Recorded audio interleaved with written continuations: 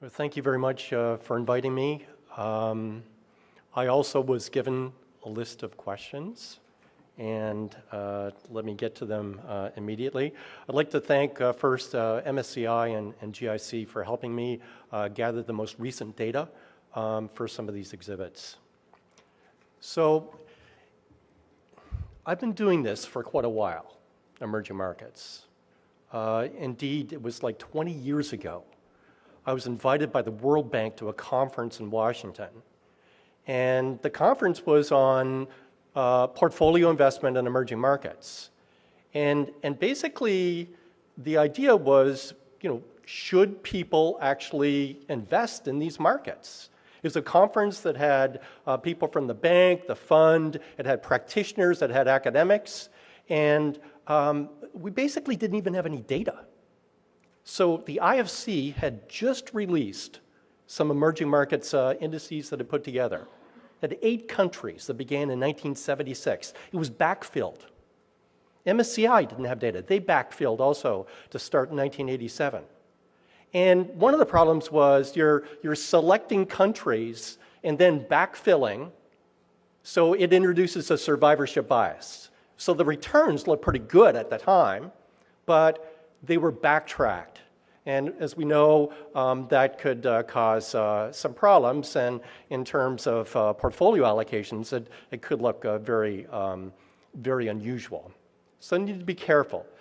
So now, after 20 years, and indeed the conference, if you go back and look at the proceedings of the conference, very interesting because I know my topic was risk.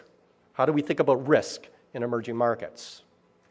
Okay, so, and basically what I was saying is that you just can't look at the volatility, okay, because there could be some downside breaks that aren't measured by simple volatility. It could be stuff that's not even in the data. So these are markets that are different. So today, it's not as much whether we should invest in emerging markets, but how much. And at the introduction, I've also been invited to help the Ministry of Finance in Norway deal with this exact same question.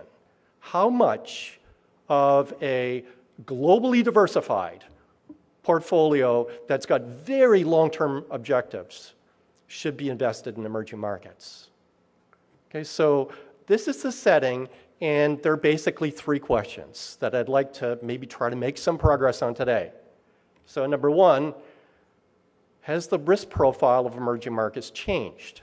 If it has, then we should rethink the way that we do our portfolio allocations. Number 2 is very much related to number 1, and it is a topic that I've written many research papers on, trying to measure the degree of integration of emerging markets into world markets. This is really important stuff because it does affect both the risk and the expected return profile. So it's critical to understand integration. Now we'll talk about that a little later. And of course, the last question, which I've already given away, is how much should be invested in emerging markets?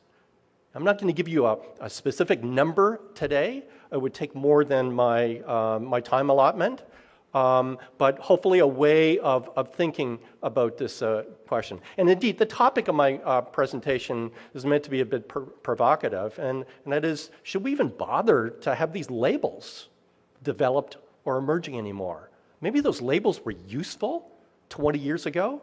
Are they useful today? So that's where I'm going to start. So the first thing to note, and this is stuff that you know, but I really want to emphasize it because it speaks to the allocation, the equity allocation in emerging markets.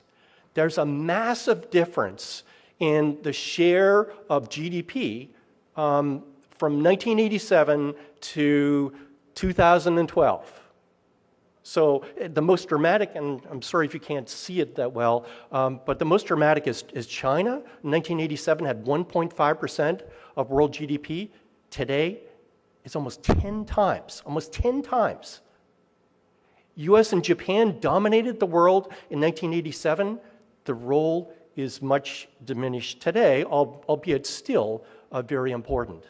And highlighted in blue are these countries that we would classify as emerging, and you can see how they've broken into the top 10. This is not a difficult graph to extrapolate. Okay, so we talk about the difficulty in forecasting, and it is obviously difficult to forecast in the long term, but certain things like demographics are fairly easy to forecast. This is fairly easy to forecast. There will be some convergence, okay?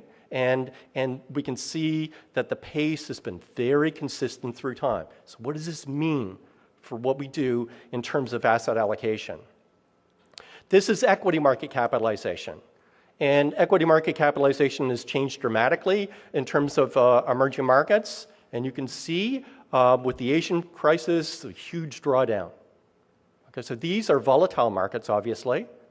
But again, the trend is fairly obvious, though there's ups and downs. Now, this is a graph that I think is really important. On the top is GDP weight, and on the bottom in red is the weight of emerging markets in the Morgan Stanley ACWI. So that's the global index that includes emerging markets. Notice the gap, and it's a huge gap. So one thing I want to challenge you to think about is, how much attention should we pay to the Morgan Stanley Capital International? I thank them already for all their help, and they were great. But it's not just MSCI. It could be Russell. It could be FT. Emerging markets have a very low weight in these indices. Okay? Compared to GDP, it's kind of shocking. So what is actually going on here?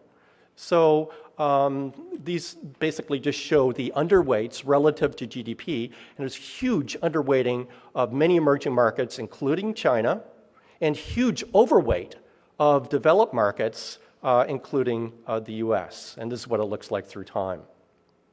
So one of the main issues that's causing this apparent huge underweight compared to GDP is float. So these indices, whether it's FT or Russell or MSCI, they measure capitalization based upon the amount of free float out there. And the amount of free float is much different in emerging markets compared to developed markets. For example, the US, 94% of total market capitalization is free float or available. Whereas in emerging markets, the average is 55. Okay, so why look at the free float? And the reason has to do with liquidity. Okay, so if you have an index that's based upon total market capitalization, it could be difficult or expensive to actually get the share of that index based upon its total market capitalization. Okay? Illiquidity is priced. I'll mention this later. For the long-term investor, like you, it is not something that's a huge deal. You don't care if it takes a couple of years to work a trade. You've got the long-term perspective whereby you can actually go in and actually try to attain total market capitalization weights if that's what you want. For many other investors, they do not have that luxury. Most investors do not have that luxury. So it makes more sense to benchmark to a free float based index. Okay, so I will return to this. It's an important point. Now, you would think with 94% to 55%, that would account for the gap between the GDP weights and the market capitalization, the total market capitalization weights. And it's not the case. So this is the same graph, and what I've done, the blue on top, is GDP weight. So emerging markets GDP divided by world GDP. The red line is what you saw before, and that's based upon the free float. And if we add in the total market capitalization, the green line in the middle, represents the weight of emerging markets in the world when you count all of the equity. Notice the gap. Okay, so again, free float is important in terms of explaining the difference between the standard weight and what we've got, but it's not the whole story. I would argue for you should be less concerned about free float, more concerned in terms of total market capitalization. Indeed, you should potentially be challenging the weight represented by GDP. Okay, let me talk a bit about performance because we've had a number of talks focus on this. It is basically, if you look at emerging markets historically, you see that returns are generally higher, but volatility is also higher. We've already heard that high volatility is not necessarily a bad thing because it potentially creates opportunities for long-term investors. Okay, so if we split the data like I have here, you can see that it's kind of interesting that the best performance for emerging markets actually is in the second half of my sample, not the first half. So emerging markets did get beaten up after the Asian crisis. This is rolling 5-year returns with, in red, the emerging markets. And you can see the period of underperformance of developed markets, and you can see periods of outperformance. On average, the performance is higher. Okay? This is only historical, right? What you really care about is going forward. And you've got the luxury of not necessarily having to forecast next quarter's return, or next year's return, or the 5.4% forecast for the next 5 years. You've got the ability to take a position for the long term. And in the long term, some of this volatility is diversified away. So you've got that luxury. The key thing is that the returns on average are higher, and the risk, notice the volatility, is definitely higher, and indeed there doesn't appear to be any convergence in the risk. Okay, so basically what I'm saying here is you should expect higher returns. There is risk. There is higher risk, but you are in a position to bear some of that risk. You're in a position that most investors aren't in. Okay.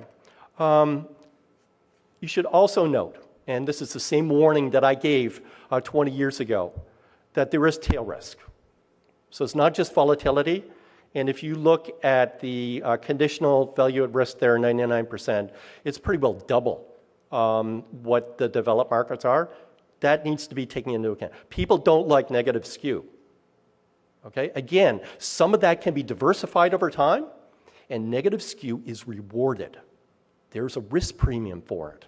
So again, a lot of this is about capturing risk premia in the long term. Now, one thing that's very important to notice, and this probably won't be a surprise, is that the diversification benefits of investing in traditional emerging markets have been reduced considerably. So this is just a graph of the correlation between emerging markets and developed markets. Okay? That correlation is not 1. So there's still diversification possibilities, but they're nowhere near what they were 20 years ago. That needs to be taken into account in any global asset allocation. Now, it's also the case that you shouldn't just look at correlations. I've got a number of research papers that warn about kind of naive analysis of correlation. And this is a little different take where you actually look at what happens in different regimes. So for example, when developed market returns are positive on average, emerging markets do really well historically. So there's asymmetries that don't get taken into account when you look at simple correlation measures. But the bottom line is that diversification that was expected 20 years ago is not going to be delivered going forward in the future if we can extrapolate the graph that I just showed you. So one interesting question is why? Why have the correlations increased? And it's easy enough to document it, but I guess as the academic, I always want to ask why. And I've got a series of research papers that actually study this question. And my research papers actually have to do with measuring the degree of integration and looking at liberalization actions in emerging markets and trying to figure out what the effect of those liberalizations have on all sorts of things, on returns, on volatility, on correlation. So, and we can see, looking at this graph, we have measures of capital account openness, the amount of equity that's investable, trade openness, and various measures of openness of equity markets, and you see all increasing through time. But importantly, while they've increased, they haven't quite hit the level of developed markets. So we talked about corporate governance and country governance, and this is just an example of ratings of developed markets and emerging markets. You don't even need to read the fine print here to see that in emerging markets, the ratings for basic corporate governance are way lower. Okay, the quality of institutions is lower. Okay, the rule of law, property rights, all of this stuff is lower. Okay, again, emerging markets have not yet converged to the same sort of standards that we experience in many developed markets. Okay, and that's fairly well documented. We did also have some mention of valuations, and this is a graph of basic PE ratios, and it appears as if there is a convergence of PE ratios. But I would caution anybody looking at these aggregate PE ratios. Actually, I've got a research paper exactly on this topic in the Journal of Finance. So people look at a country PE ratio and say, well, oh, gee, it's low compared to another country, therefore, it's a good deal, good value. Well, there's a problem with that, and it's a very simple problem. PEs are affected by industry. So different industries have different PEs. So if your industry mix in country X is different than country Y, then you better not be comparing the aggregate PE ratios. That's like apples and oranges. So you need to make an adjustment for the industry. If you want to compare the industry in country X with the industry in country Y, that's fine with me. But to aggregate it up with different industry mixes, you're asking for trouble. So indeed, I've tried to develop a measure of integration that's based upon valuation measures. So what we do is we go country by country, and we look at the difference in the PE ratios in individual industries. Okay, and we aggregate that up into a measure that applies for a whole country, and then we can aggregate that up also to look at emerging markets in general. And we have seen, and this graph in particular shows the blue is our measure of integration. And it has improved. On the bottom is developed markets. The blue is emerging markets. It has improved, but it's still a considerable distance from what we would expect for developed markets. Okay. So what about allocation? And the key thing here is where the risk premium, right? So we can make statements about growth and returns, but we need to really be thinking in terms of the long term. What are the risk premium? If these risk premium are rewarded, then there's a reason to invest in any particular asset. So I would like to point out 5 things. So number 1, and I think my research has contributed to this idea, that emerging markets are still not fully integrated into world capital markets. Okay, we mentioned governance issues, there's political risk. This leads to risk premia these risk premia should be rewarded in the long term. Okay? And not everybody is willing to bear these premia. So that's one reason that there's a difference between emerging and developed markets. Number two, I've already mentioned, and this is a refinement of this is a measure of liquidity. Again, red, emerging markets, blue, developed markets.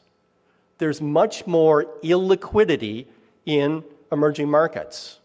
Illiquidity is rewarded. There's plenty of documentation, scientific documentation, that shows that there's illiquidity premium.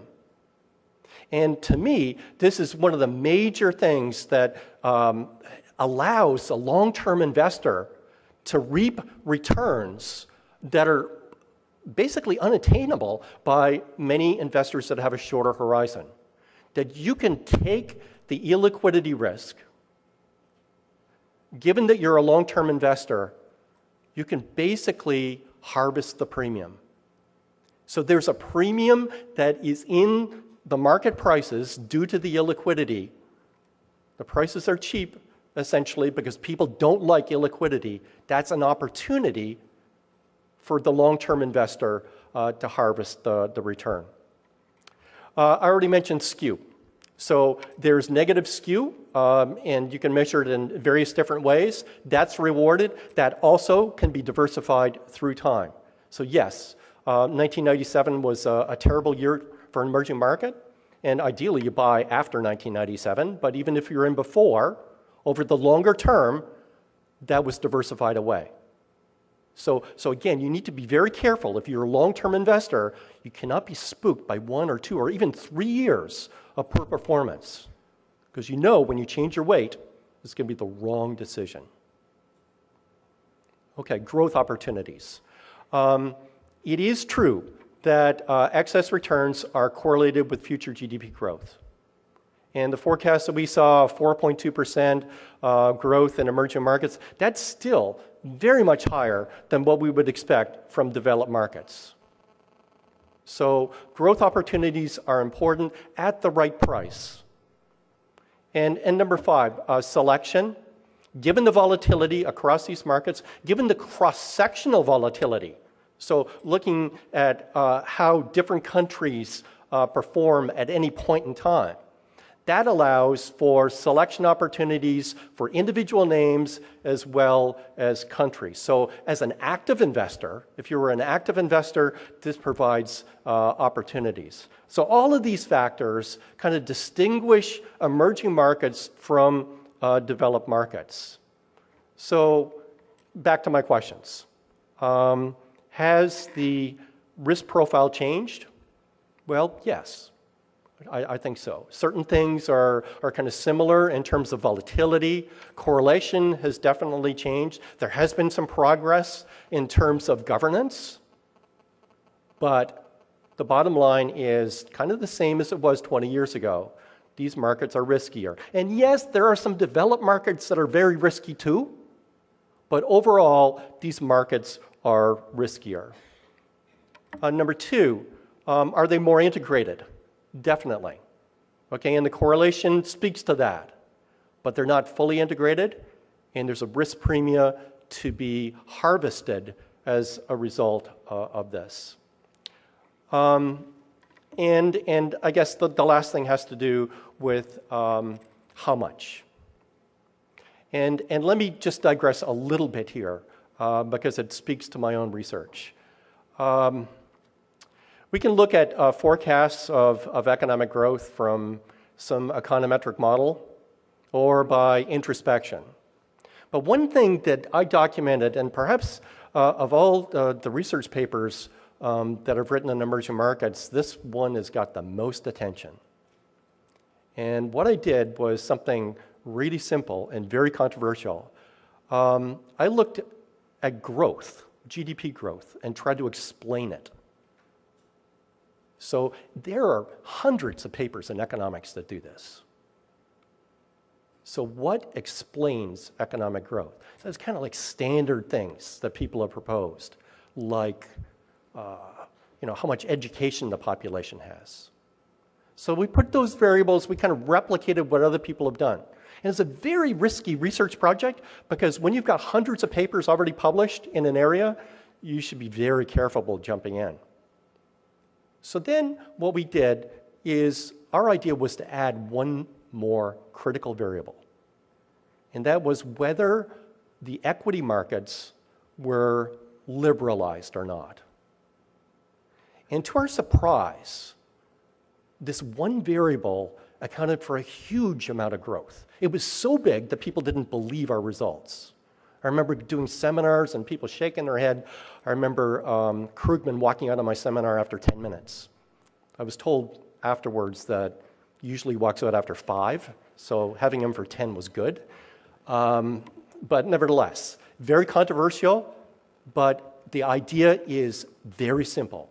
When you liberalize, and this means things like the quality of institutions, the rule of law, the corporate governance issues. When you make reforms, that essentially reduces the cost of capital. It's easier to get capital. It basically makes more projects valuable. It increases investment, increases GDP. And for me, looking forward, I see a trend towards liberalization even more than we've got today. It was interesting, Raghu Rajan, the first thing he did as governor of the Bank of India basically said, we're going to liberalize. Because he knows what the deal is. You liberalize, you're going to get better GDP growth, and that's exactly what India needs right now.